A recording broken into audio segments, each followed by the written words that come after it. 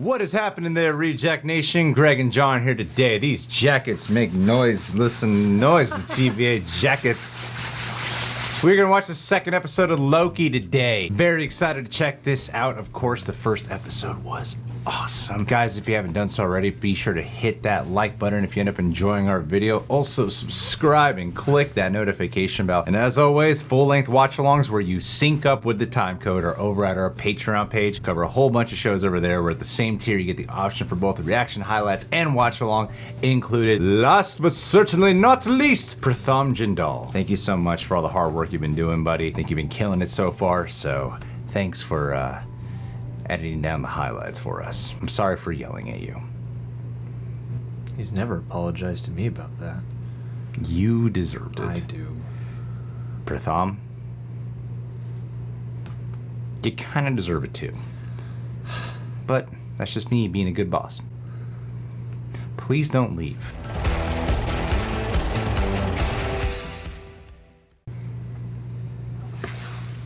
Ba ba ba ba.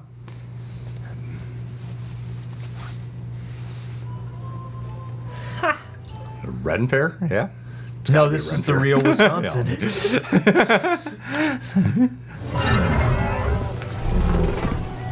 No Nexus energy yet, man. I said Nexus again. Wanda? The trap, watch your back. Oh, no. Mind control.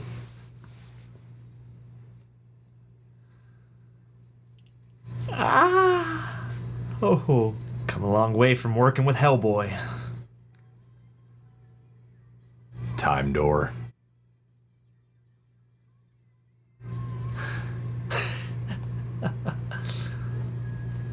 What if that variant's really the hero and the TVA are the baddies? Are you recording or are you alive? Sort of both.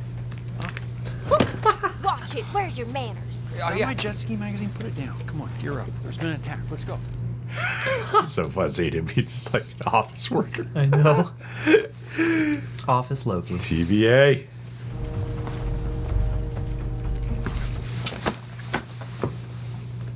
C-20 and her team went dark shortly after they jumped into the 1985 branch, but which kind of Loki remains unknown. They're the lesser kind, to be clear. Type we should all be very familiar with because the TVA has pruned a lot of these guys, almost more than any other variant. Oh, no. Like differences in appearances or not. Oh, cool. Yo. I had my magic back. Is no one concerned about that? Of what? Me betraying you. No. You already know that we can catch you, and how's betraying us going to get you any closer to the timekeepers? Keep that focus.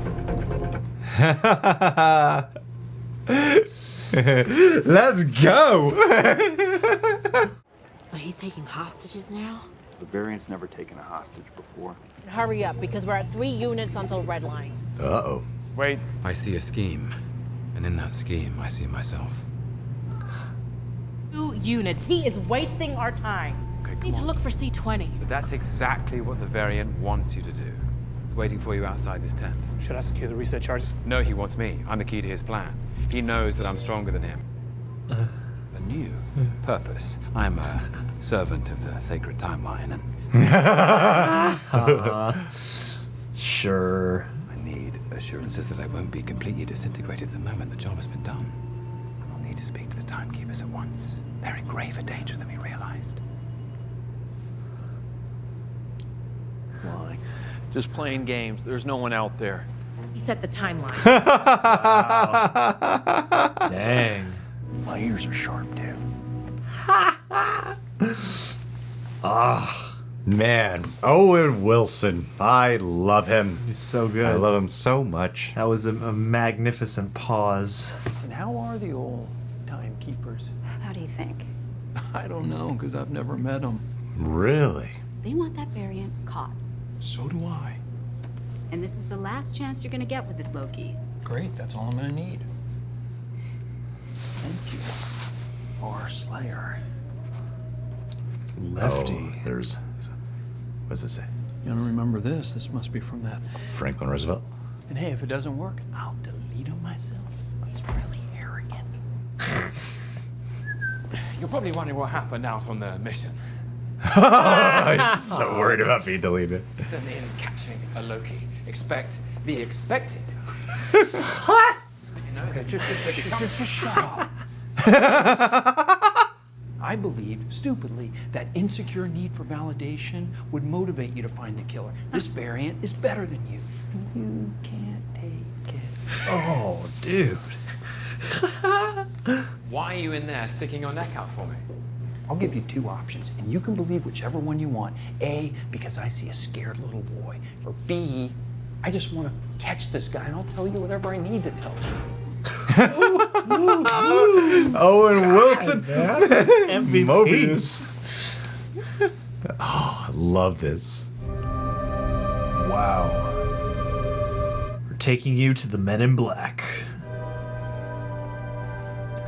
I wonder if we will see the timekeepers in the show. Let me park you at this desk, and don't be afraid to really lean into this work. Pretend your life depends on it. He's so good at just being nonchalant.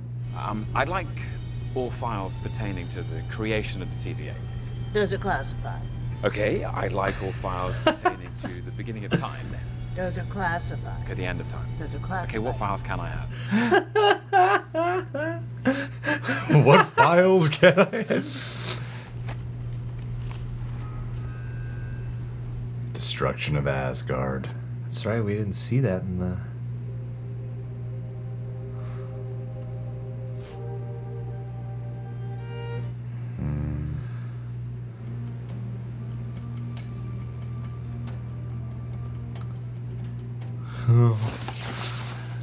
He's hiding in apocalypses. Ragnarok. Are you familiar? Yes, the destruction of Asgard and most of its people. I'm sorry. Yes. Very sad. Anyway, it got me thinking. Whoa! It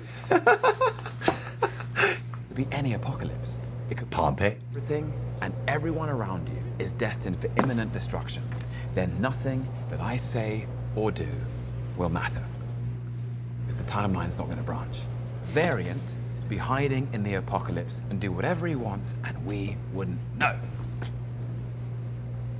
Not bad. I feel like he's explained it like 3 times. I know. We got to properly test this theory. Trust me. That's one thing. I love to be right. That's True. perfect. Yeah, the Pompeii. There it is.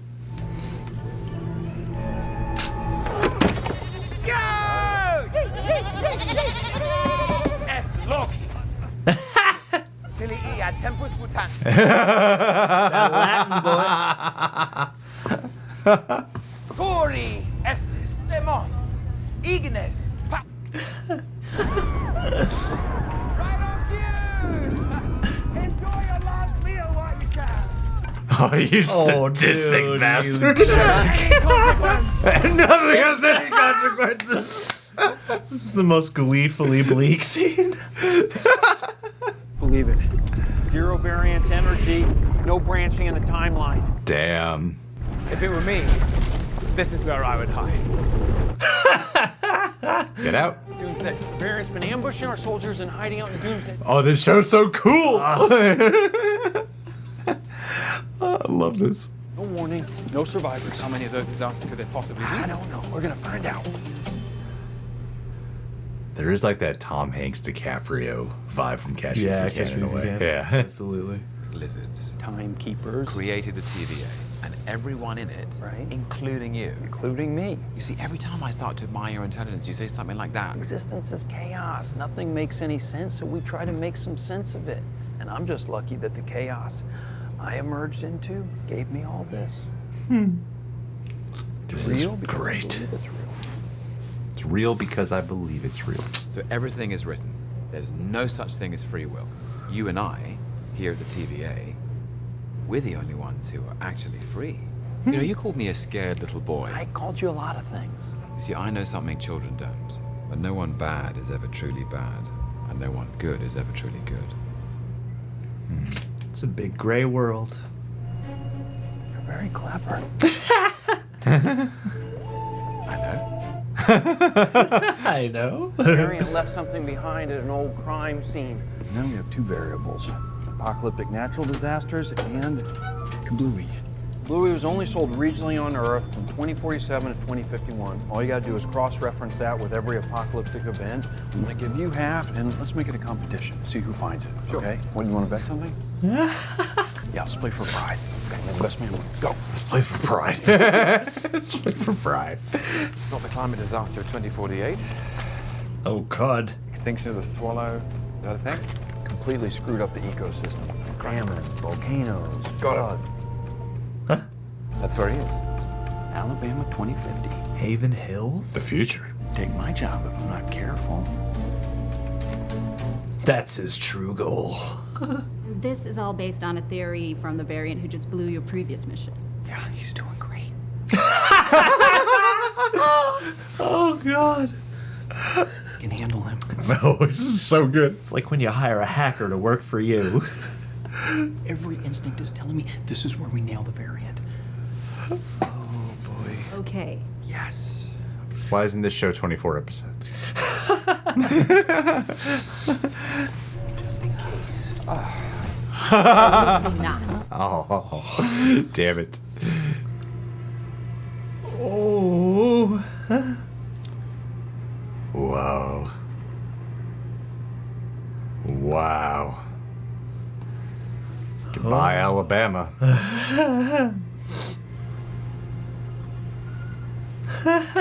So awesome. So in love with this, I could cry. Just never, ever want to stop watching. Hey, Loki and I are gonna check out the greenhouse. We'll meet back at the showroom. You go with D90, he stays with me. What are you talking? He's under my supervision. This is my field, Op Mobius. If he... You can trust me. I understand. I have to earn that, so I will. Why is it the people you can't trust are always saying, trust me?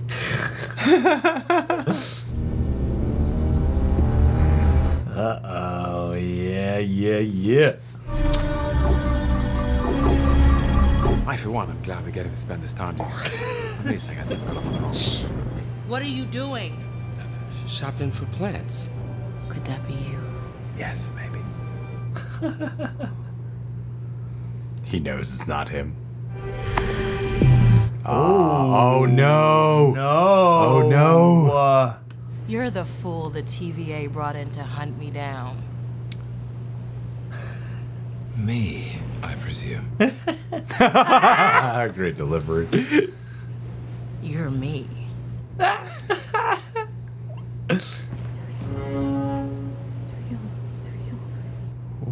Hi, are you guys looking for the disaster shelter? No.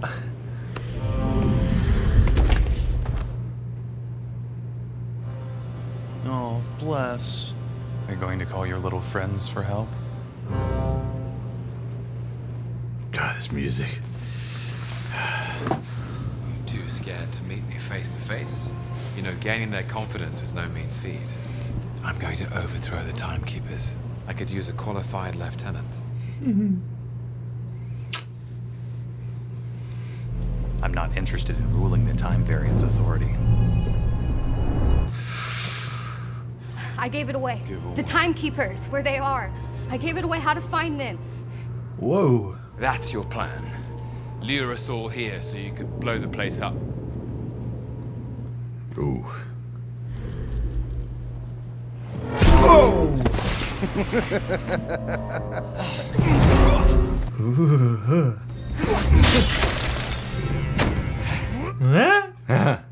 Stop hiding! Oh. Nice. Vacuum. Whoa. What happened? Looks like your favorite Loki betrayed you, Mobius. Just move! Shut up, man. You don't know him. He's trying to betray you, or maybe he's not. Brace yourself, Loki. Ooh.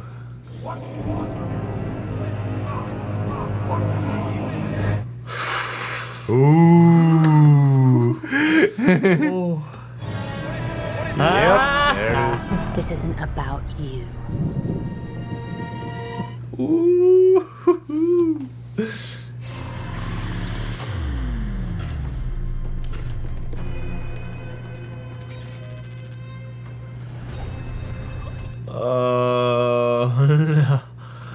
damn. No. Oh, wow. Oh, wow. Oh, wow.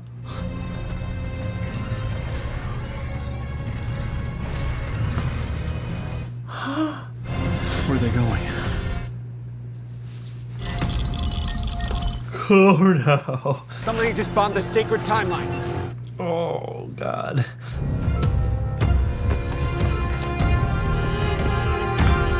Oh.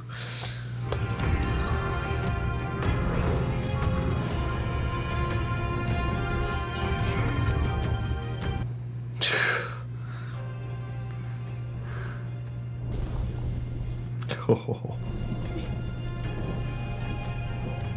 No, don't go, Loki. Don't go, Don't my go. dude.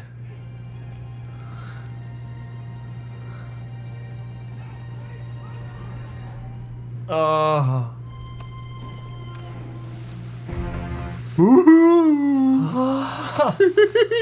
God.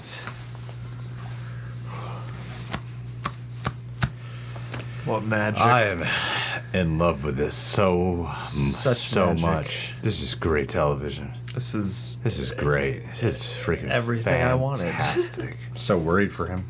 I know. I'm like, no, you're too. Like, they're really So good conflicted. at riding that razor's edge in terms of when you should feel That's at the only ease way with he could things. find the answers, by following her too. Yeah. Wow, let's chit chat about that amazing ass television episode. I'm gonna wait till this show is done to tell you if it's my favorite of the three that have come out this year. Because it's so early on into already me declaring that, but I'm like, we should wait.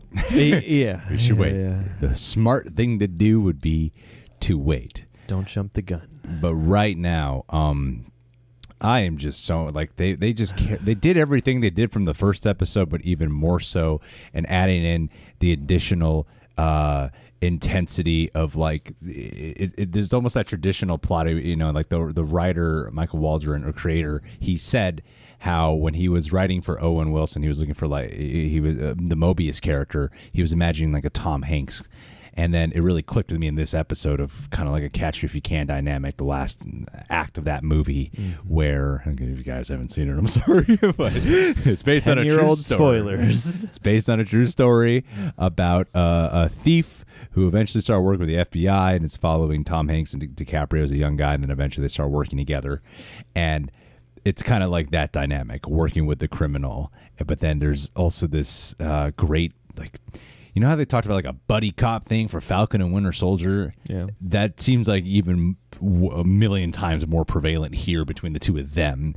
Them working together, solving this mystery together, but then learning to be friends. And it's so cool how this show thrusts you into the perspective of,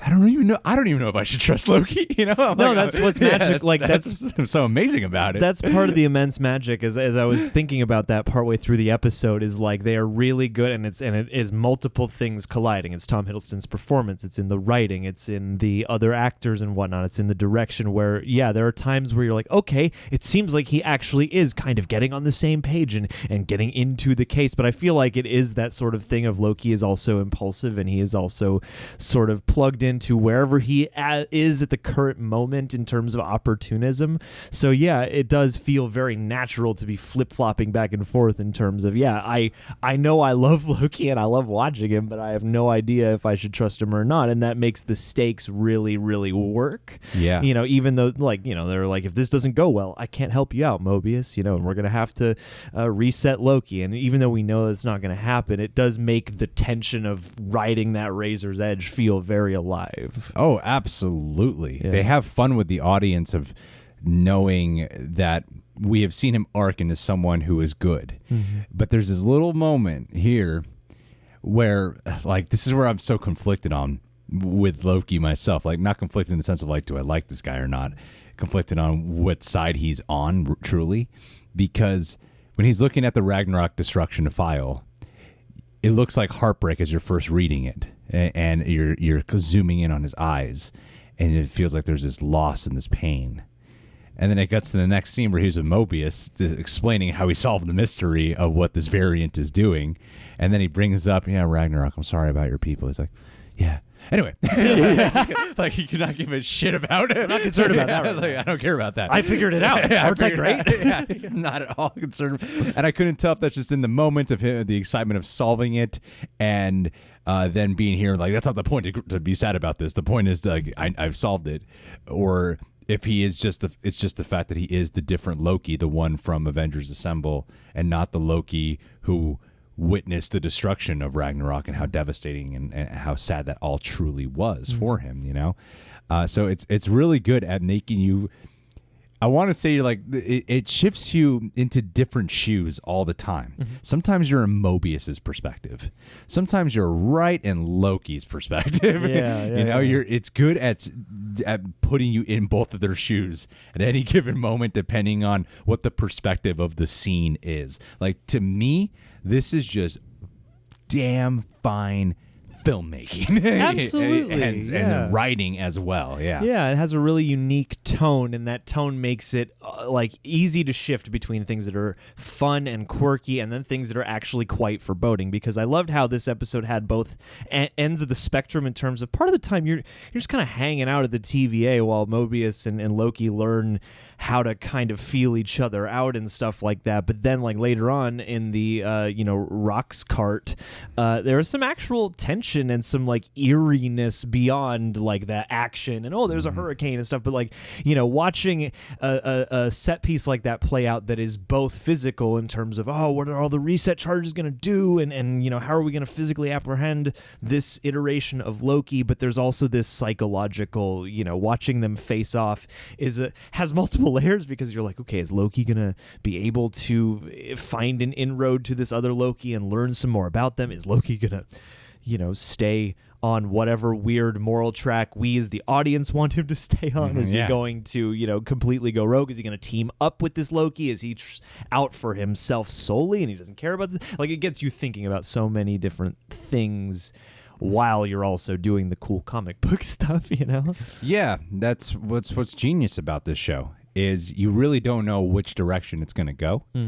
And its mystery is so intriguing, and its execution, there's such a great rhythm about it all. Like, the pulse to this was so awesome. Like, I love the hangout stuff, like, as you were talking about, because that's where I feel like you learn the most about Mobius, in the sense of he's kind of bored. He sees it all, but he doesn't get to experience it. You know what I mean? It's like it's always an observant perspective and a studying, and that's why he seems like kind of nonchalant about some things, or it's just about doing his job and his purpose. But then, like, the conversation about the jet skiing, and like, why don't you go do it?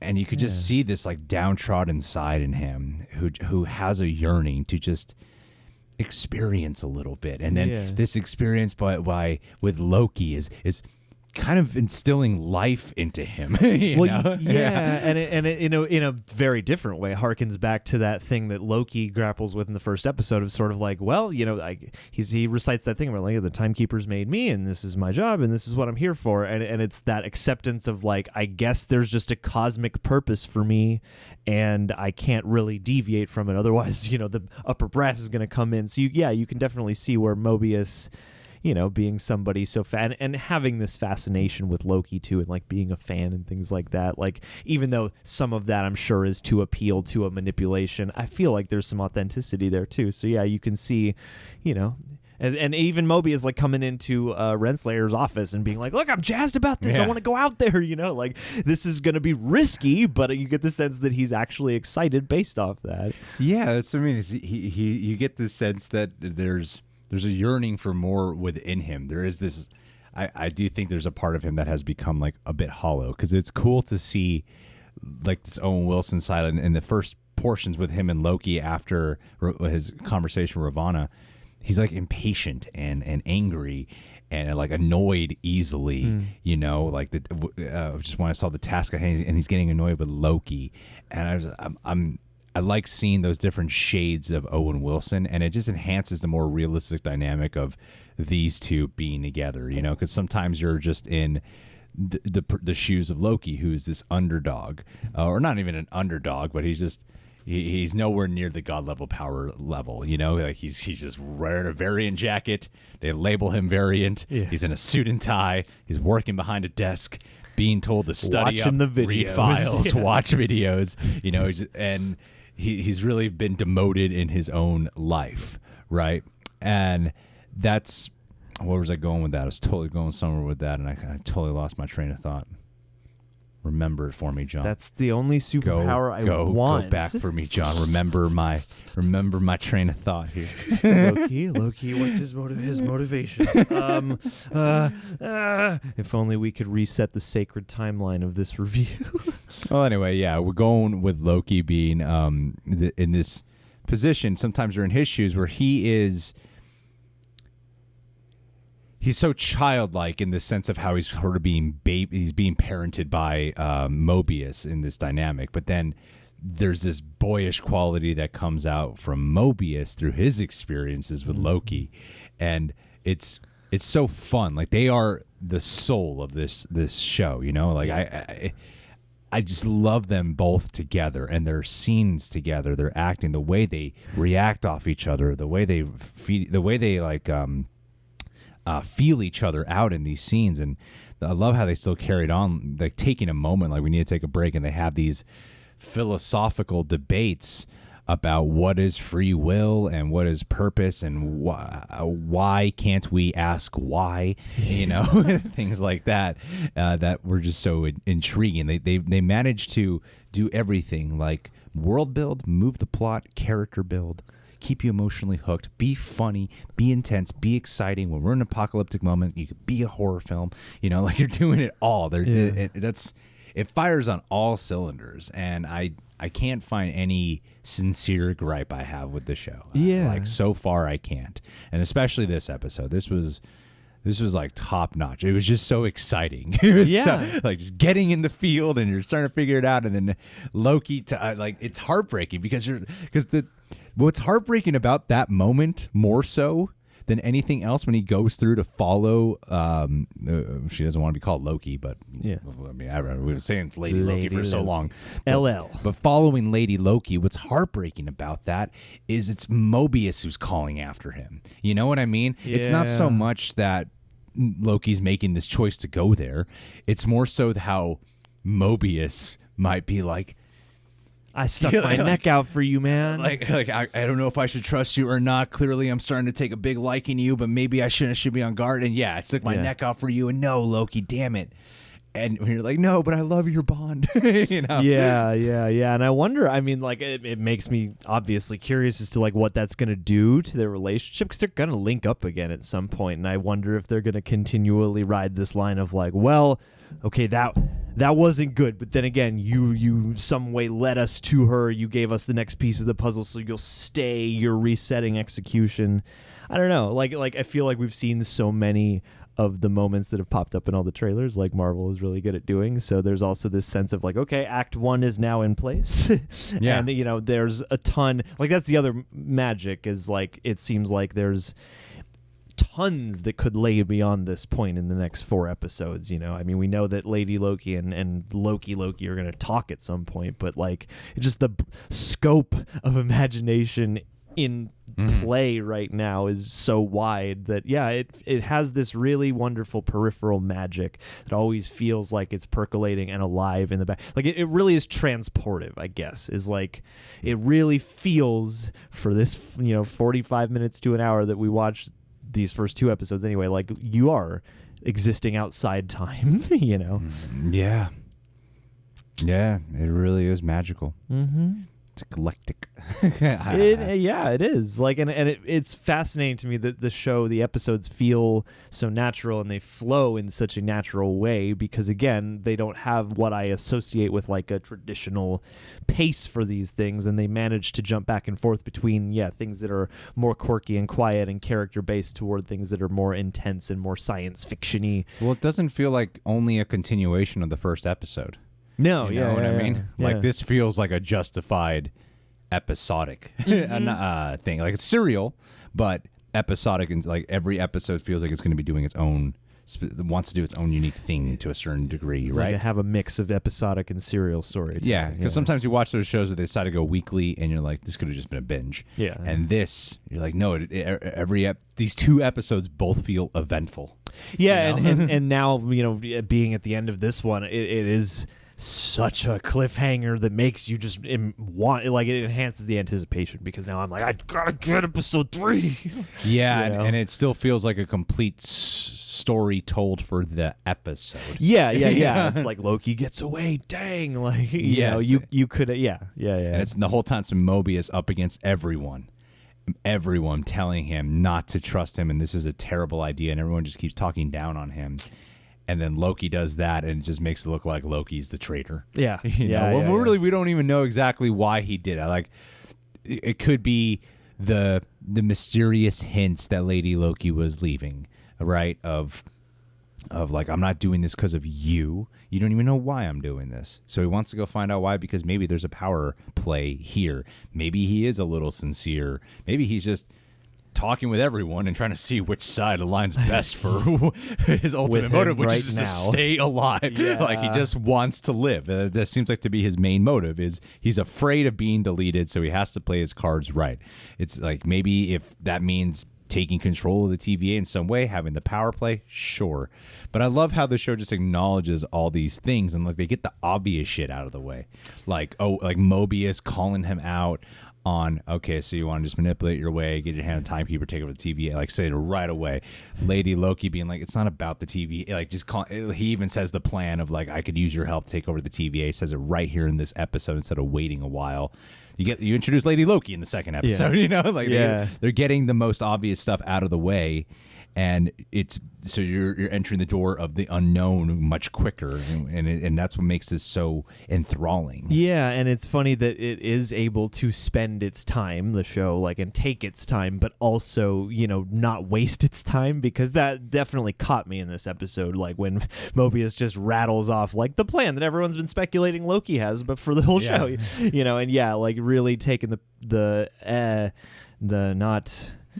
taking the piss out of those things a little bit, in a way that acknowledges it's a clever, it's like, it's meta and it's aware, but it's also clever, because it at least alludes to the idea that no, we got much bigger surprises and much more intricate, machinations that we've thought out. And so, obviously I wouldn't expect the most obvious outcome, but when they do things like that, it enhances the fun, I think, because it's like, okay, clearly the writers are steps ahead of me, and in this day and age where everyone's combing so deeply and finely, that's a special feeling, I think. It's crazy how you said the scope is so large, yet you could feel there's this insidious terror just sort of like encompassing them, like it's like this virus. It's like claustrophobic. Yeah, it's weird. There's like this almost oppressive, almost Stark-like nature to it all. That's not 100% there yet, but you could feel essentially the bleakness rising and encompassing. Something, you could feel the shadow overcoming. Yeah, something is wrong. I'm just not entirely sure what beyond the obvious things. I love it. Yeah. I love it. And then like the fun scenes too of them figuring out like the whole thing with the variant and like going to Apocalypse and going to Pompeii. Just how he just relishes in this sadistic manner of like, you're all gonna die, I don't give a shit. Like, not a hint of sympathy, and then you know that bothers a character like Mobius. Yeah, and I love that it's interesting, because I mean, obviously Loki's doing his thing, and they're kind of having a fun and games moment there, but they even brought that back around, because the way the one Minuteman at the end is like, who cares? These people are all gonna die. Like, why are you bothering to be kind to them? But it's one of those save the cat moments that says something about Mobius, at least as a character. And it's interesting to see, iterations of that, both in that sense that he wants to branch out and have a little more fun with his place in the universe, whatever. But also, he is, a moral character. Well, I guess it's the tone of this scene too. Whereas like in Pompeii, that's very, they don't believe him. They think he's a lunatic. They think he's a loony. They don't fear it at all, and then they'll be wiped out in a split second. Yeah. Whereas the people there in the Alabama, the Roxcart, Roxcart was the name of it. Roxcart. But Roxxon owns that store. But yeah, Rock's card. Yeah, it's got to be a riff on Roxxon, right? It has to be. Yeah.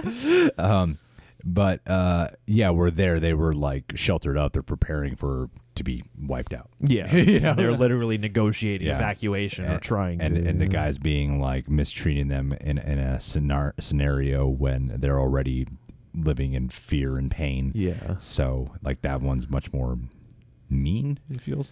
Plus those TVA agents just seem like such dicks. But I love that they're alluding to a lot and having you focus on a lot of things that seem really interesting. Like would Ravonna, there's something there where I'm like, I don't fully trust you, lady. I don't know what it is. You're supposed to be a romantic interest of King the Conqueror. So maybe there's something like, why are you the only one who gets to talk to the timekeepers? Yeah. The way they build up the presence of like the timekeepers are always watching. Yeah. And they're writing your history. And they're like, looking hard at you. I'm wondering if the show's going to do something, one of those Marvel MCU things that might piss off people of like there's no timekeepers, Oh God, no. that it's just something they've designed. Maybe. Yeah. I mean, I could see a big lie being part of it, and maybe that'll tie into Kang somehow, or maybe the big lie will just leave the door wide open for Kang. Yeah, I'm not sure what it is but because they do so much emphasis every time. Like even when you're in Ravonna's office, it's different statues and busts of the timekeepers, but at the same time, there's always a lingering shot or a zoom or something, especially on the center one. And yeah, exactly. Yeah. And then when they go down the elevator, it zooms in on them. And like why are we zooming in on them exactly? Yeah, it's like it makes them a looming presence, even though we've only spoken of them. It feels like they're in the room. And most people in TVA don't know them, and like not even Mobius does. Yeah, it's like how can Mobius possibly give, like, you can talk to timekeepers when he has ever even met them. That was that was the only, I think, like actual legit question that came up for me in the episode was why would that 1 Minute Man know the exact location of the timekeepers? That's a great to point. give to Lady Loki if she's just one of many Minute Men, unless she's super special. Maybe or because Mobius doesn't get to because he's an analyst. Could be. Yeah, I mean that's fair. Maybe the timekeepers just really love their brawn. His analyst job seems more important. And it seems like, more applicable to the timekeeping, responsibility, I would imagine, where you're discerning events and proximities of events. It's not as much. I don't know. It doesn't seem like there's as much for a Minuteman and a timekeeper to talk about. That wouldn't come through the middleman of an analyst. But then again, maybe she's special. Well, guys, I don't know. What do you guys think? Oh, the music too. Music is so reflective, and it's so it's distinct, and they have like multiple, like so many great different instruments that cue certain motifs and stuff. Like I love Loki's motif that they keep playing. This like really disparate. I don't know what it is. It almost sounds like a voice, but it could be a stringed instrument or whatever. Like it has like that Norse culture around the periphery, and then like ethereal sci-fi. Yeah. It's beautiful. I don't know. It's my favorite thing. It's kind of crazy. It's crazy. Reset the whole timeline. This show just like woke me up. Still a little brain dead, but I'm awake now. Nah, you know the truth now, the universe. Guys, what'd you think about this episode? Leave your thoughts down below. Subscribe, click that notification bell, hit that like button, and hey, let's do a Daniel Gallagher. I want you to get it. I'm branching out today. I'm creating a branch timeline, and you're gonna see that this is it's gonna mess things up. But I want to shout you on a totally different way today, Daniel Gallagher. So I just hope you're doing well, and I think you should apply for a new job with the Time Variance Authority. Think of all the things we would have to talk about. I mean, you could be all across time and space. You don't have to be from Scotland anymore. You could find Daniel's Gallagher from Canada. You could find one from, like, Malaysia. Maybe there's a Daniel Gallagher living in the Arctic or something like that. And then you could round them all up, and then you could turn this into the one where you wipe each one off the map, collect their power for yourself, and then ultimately ascend as the one true Nexus Gallagher. So wouldn't that be fun? That would be fun. That would be fun. Good yeah. call, John. Yeah. And then we'll get another Wilson brother to hang out with you. Yeah, I don't know what he said, but thank Andrew you, Daniel, Wilson. for being part of our Patreon page.